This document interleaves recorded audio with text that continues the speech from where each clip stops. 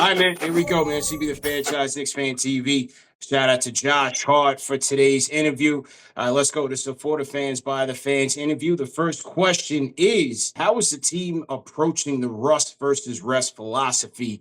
How are you staying sharp during this time? Yeah, for us, obviously, we're trying to use this time to recover. Obviously, we had a couple guys with some bumps and bruises, so we're trying to get those right. But we got after it a couple times to practice a little bit of live work to stay sharp. And I think we got the high character guys to make sure we're still locked in, during this 7 or maybe 9 days of off time. But I think we're approaching it the right way. When you think about like your mental preparation for the playoffs and things of that nature, is it a little bit different in terms of how you approach the postseason compared to the regular season? Like, what's that mental prep like? Yeah, 100%. The regular season, there's so many different variables, whether it's what your travel schedule is like, who's in, who's out, those kind of things. But honestly, after All-Star break, you kind of start locking in a little bit more of having that focus, attention to detail on the game plan, those kind of things. And then, once playoff basketball goes, like you're the team you're going against better than really your own team. Like you're going through plays. Myself, I'm watching film on, my matchup, seeing their shots, their play calls, tendencies, what they like to do. So once you get to the playoffs, man, everything picks up because, it's a possession by possession game. You don't never know which possession could either win the game or, change the momentum of a game. So you got to make sure you're locked in, no matter what. Next question is from Nick G. He says, what makes this Knicks team's chemistry feel different from previous postseason runs? I don't know. I just think it's just another year, together. Obviously last year was our first year with Cad and Kel, and there's going to be learning curves. There's going to be, things that you can only learn from game experiences. And if you don't have those game experiences, it's harder to get that camaraderie and that chemistry going. So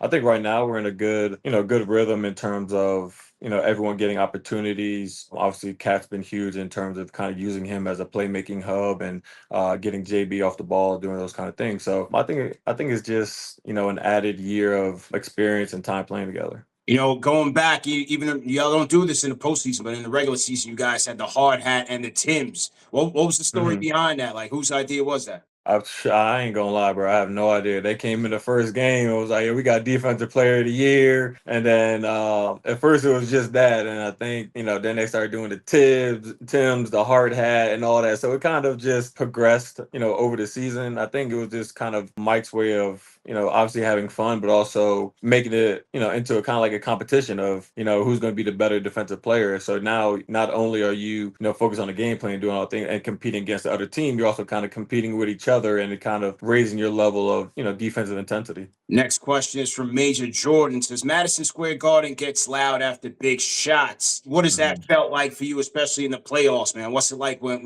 the Garden is going crazy for you? I mean, it's fun, bro. Honestly, like you get so amped up and so hyped, like everything just kind of just goes black, and you're just like, for me, I'm just sitting there, I'm yelling half the time. I don't know what I'm yelling, but I'm yelling Yeah. at somebody or at the crowd or whatever, and just kind of getting hype. And MSG, man, as you guys know, y'all been there. The energy there is unreal during the playoff time. There's another level to it, and they take it to another level. And in those moments, they show their appreciation, and that's what makes them the best fan base. Was it the Donte shot? Was that the loudest? Where you go back to the huddle like, yo, this place is jumping right now. Was it the Donte shot or another one? Yeah, nah, Dante shot takes the cake, man. That might be the loudest the Garden. Obviously, I've only been to the Garden, playing in the Garden consistently for like 3 years now, but, that had to be the loudest the Garden's been in the last 10, 15 years, man. The floor was shaking. It was wild. My favorite part about the Garden is especially during the playoffs is seeing the old guard. Like if you look behind me, I got the Mhm. Starks dunk. I got Houston, Sprewell, Camby.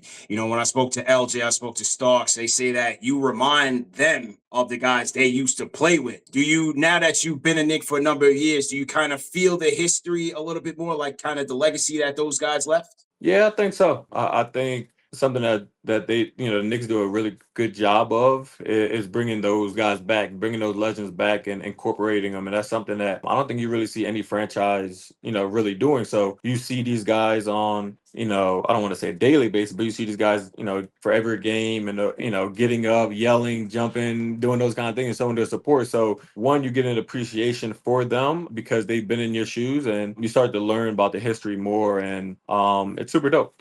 Shout out to Sawyer Ladle. Their question is, what were your favorite parts of the Atlanta series and your favorite parts of the Philly series?